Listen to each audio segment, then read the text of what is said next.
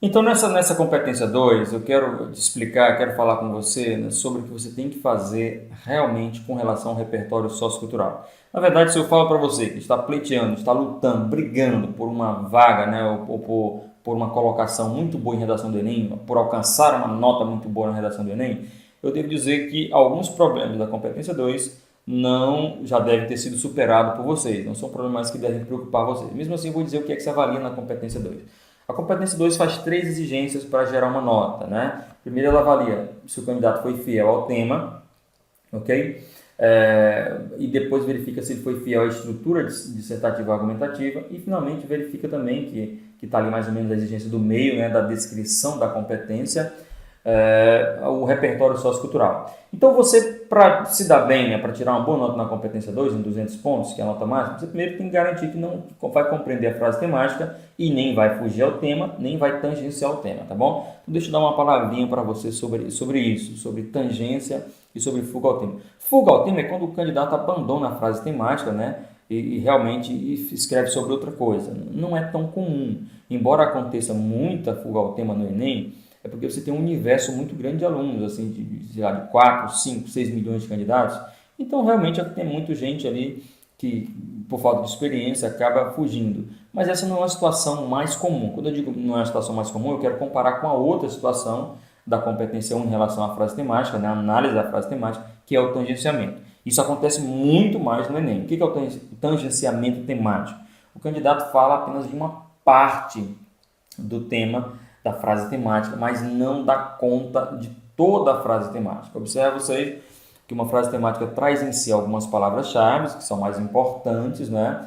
A gente chama isso até de assunto, podemos chamar isso de assunto, tem um assunto e tem também o tema. O tema é todo o recorte temático, você não deve abrir mão disso. Eu vou dar exemplo para que você compreenda bem essa parte da análise da frase temática. Ao aluno que tangencia o tema da redação, ele perde todo o ano de trabalho dele, porque vou dizer qual é o resultado de um tangenciamento temático.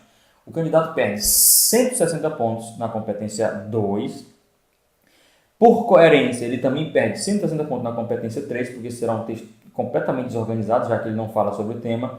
E por coerência com o processo de avaliação, a competência 5 também, o candidato perde mais 160 pontos, porque a proposta não será voltada para o tema, né? Mas de repente para o assunto, não para o tema. Então, ou seja, de cara, quem tangencia o tema de redação perde 480 pontos. E considerando que na competência 4, que é da coesão, e na competência 1, que é da gramática, ele seja ali perfeito, então no máximo esse candidato pode atingir 520 pontos. Ou seja, 520 pontos é uma nota bem ruim, né? Não dá para você concorrer àquilo que você pretende, né? Que é, de repente, aí uns cursos, um curso de medicina, um curso de direito, alguma engenharia, uns cursos mais exigentes, precisa de uma nota, mais concorridos. Realmente, com 520 pontos na redação, a sua média vai cair de maneira drástica e não vai conseguir esse resultado. Então, muito cuidado aí com a análise do tema. Mas vamos lá então, deixa eu dar exemplo para vocês aqui com relação ao Enem 2017, que está mais recente para vocês e para mim também. No Enem 2017, a frase temática era formação, desafios para a formação educacional de surdos no Brasil. Então veja, você tem ali, claro, a palavra surdos, tá certo? Mas se você ficar falando só de surdos, olha só, são as possibilidades de tangenciar o tema. Se você ficar falando só das pessoas surdas, dos indivíduos surdos, mas sem inseri-los num contexto educacional, então evidentemente você fugiu não, ele tangenciou o tema da redação, falou de surdo, mas falou da formação educacional, ok? Por exemplo, vou dar um exemplo em que muitos candidatos aí acabaram errando, né? Falaram de deficientes e formação educacional. E aí o que salvou essas redações é que em algum momento o candidato falou, por exemplo, de Libras. Ele falou de uma palavrinha, trouxe uma palavrinha do universo da surdez. Isso salvou a redação de uma fuga ao tema, mas gerou um tangenciamento temático. Em nenhum momento falava de surdo, né? Falava de deficiente de um modo geral, tá certo? Outra coisa importante nessa frase temática do Enem 2017 é que essa redação precisava demonstrar quais os desafios. Veja que a frase temática era desafios, então essa redação tinha que apresentar dificuldades, desafios enfrentados pelos surdos. Depois, formação educacional e depois surdos, ou seja, A discussão tinha que ser sobre os desafios que os surdos enfrentam no seu processo educacional. Todo esse conjunto tem que ser abordado, palavra por palavra, né? Você tem que considerar as palavras mais importantes da frase temática, devem ser consideradas na análise, então, da frase temática para garantir que não haja ali tangenciamento temático, tá bom? Com relação ao desrespeito à estrutura textual, eu vou dizer de maneira breve o que significa. Na verdade, quando o aluno acaba incorrendo ali, cometendo um desvio de estrutura, é quando ele deixa de fazer um texto, né, organizado em parágrafos, um texto em prosa que vai do início ao final da linha, não se confunda com essa palavrinha prosa, ela quer dizer simplesmente que é um texto organizado de maneira contrária ao verso, quando se organiza, quando se estrutura poemas, tá bom? Então, tudo isso aí tem a ver ali com a estruturação. Se fizer uma estrutura de poema, perdeu, né? Fugiu a estrutura argumentativa, dissertativa argumentativa. Se fizer grandes narrativas, se a maior parte do texto for narrativa, você também será punido com nota 0 por desrespeito à estrutura dissertativa argumentativa. E por aí vai, né? São essas questões. E, finalmente, nós temos que falar aqui daquilo que, para os bons candidatos, é o que mais importa saber nesse momento, que é o uso do repertório sociocultural. Então, deixa eu dizer para você, não sei se você percebeu isso, mais de 2017 para cá, o Enem tem trocado ali quantidade por qualidade. Hoje importa muito a qualidade do repertório sociocultural. Então, para isso, você deve se importar agora não com a quantidade, jogar muitas informações, muito repertório sociocultural ali, mas você precisa, de maneira produtiva, fazer essas informações trabalhar em prol da sua argumentação. Isso é qualidade, tá? Se eu ainda não deixei claro o que é o repertório sociocultural, talvez eu possa estar aqui usando uma linguagem, né, um termo que você não usa no seu dia a dia de estudo. O que eu falo de repertório sociocultural, na verdade, eu me refiro às diversas informações que você pode colocar na sua redação para dar uma consistência argumentativa ao seu texto. E quais são essas informações? Você pode trazer informações da área da história, né? Da sociologia, da filosofia, da música. Você pode trazer, de repente, fazer um diálogo com a literatura, uma literatura que faça sentido, que tenha relação com o tema que você está trabalhando. Então, todo esse conjunto de informações que já são de conhecimento geral, público, já foram incorporados à cultura, nós chamamos para isso aí de repertório sociocultural. É uma exigência que o Enem faz com relação à construção da redação. Redações que não apresentam repertório sociocultural ficam limitadas a 120 pontos na competência 2, ou seja, redações que não têm repertório, que não apresentam repertório sociocultural, chegam no máximo a 120 pontos, ok? E se esse repertório não for bem feito, não for bem utilizado, pode gerar ali uns 160, mas ainda assim haverá perda de pontos, porque pelo menos 40 pontos poderão ser perdidos ali na competência 2 se esse repertório não for bem utilizado, tá bom? Então deixa eu dar uma dica para você, olha só, tome muito cuidado com as famosas listas de citações. A internet está cheia de listas de citações, né? Para você utilizar na sua redação. Eu vejo professores distribuindo lista de citações para os alunos. Isso é muito, muito complicado, porque essas citações estão fora do contexto em que elas foram ditas e produzidas, e você agora então pode colocar isso na sua redação de maneira solta, desconectada do contexto em que ela foi dita ou produzida, e se você não souber fazer isso, o resultado será aí uma expressão desconectada, tá bom? E dependendo de como essa citação seja jogada, ela poderá não alcançar sequer os 160 pontos. Ela poderá ser desconsiderada porque ela será considerada improdutiva, tá certo? Então deixa eu te dar mais uma dica em relação a isso. O Enem 2018 vai tratar as coisas do seguinte modo. Se o candidato traz uma informação que não tem relação direta com o assunto, com o tema da redação, e também se não há um uso produtivo dessa informação, se ela não faz sentido para o jogo argumentativo da redação, essa citação é desprezada, ela não vai servir de nada, tá bom? Agora, se o candidato leva para ali uma citação, uma referência, uma informação que é pertinente, é relacionada ao tema, mas não foi bem utilizada, não foi bem trabalhada, aí ele pode levar uns 160 pontos, tá certo? Então, deixa eu dizer aqui, dá uma dica de ouro, pega o papel, caneta, anota o que eu vou dizer para você. Eu acho que existe uma maneira muito segura de você se preparar para apresentar repertório sociocultural sem ficar com aquela preocupação de tentar acertar o tema, porque isso é realmente uma loteria. Raramente alguém vai conseguir acertar esse tema, né? Pode ter a sorte, a coincidência de ter feito uma redação durante o ano sobre o tema que cai no Enem, mas isso também não é tão comum de acontecer, tá certo?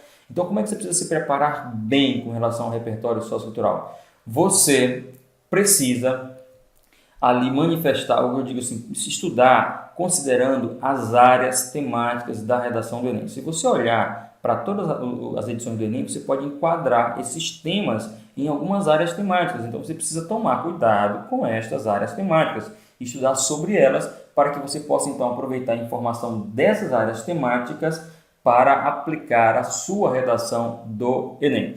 Então, deixa eu te dar algumas dicas sobre essa questão.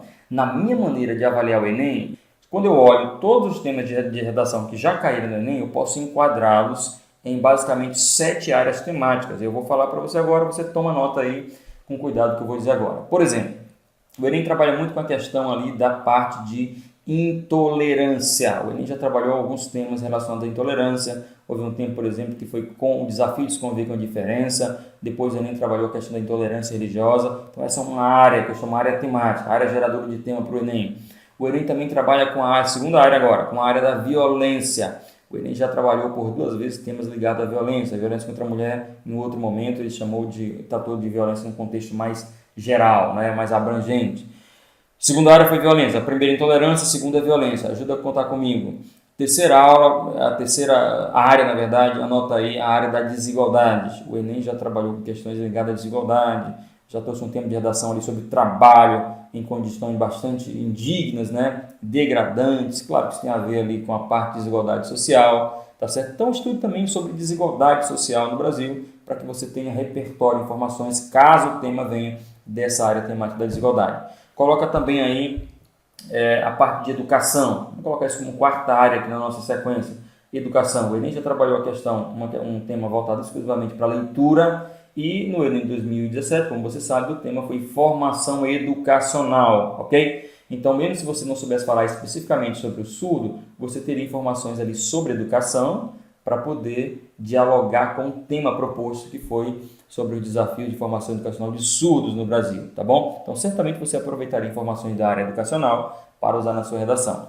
5ª área, anota aí, vamos pegar a área ambiental, ok? O Enem já trabalhou com essa área ambiental 2 vezes, o Enem 2001, o Enem 2008, trabalhou essa questão ambiental, temas ligados ao meio ambiente. Olha, 2001, 2008, 2018, estou gravando esse vídeo em 2018, então nós temos aí pelo menos já uma década, né?